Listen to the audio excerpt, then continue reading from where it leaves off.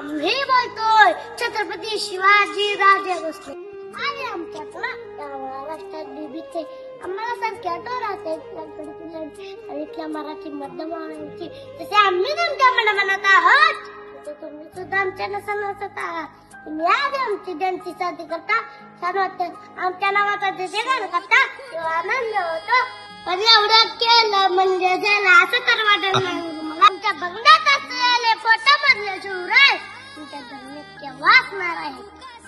आम्हाला सांगताना मोठा अभिमान वाटतो.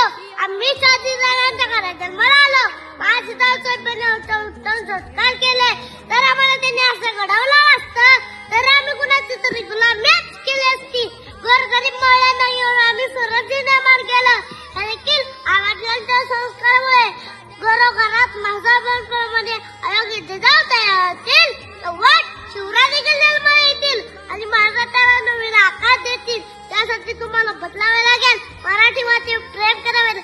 कसलाती गेला होता आम्ही स्वराज्याचा अट्टास आजादी पाहिला होता स्वप्न तुमच्या ना काय मोबाईल घे मला वाईट वाटलं तर आमचे बेरोजगार मावळे दिवसभर गावभर फिरायला काय म्हणजे आता तेव्हा काय वाटत त्याचे मला तलवार मुंडीच्या गाडवी वाटत नसेल मला.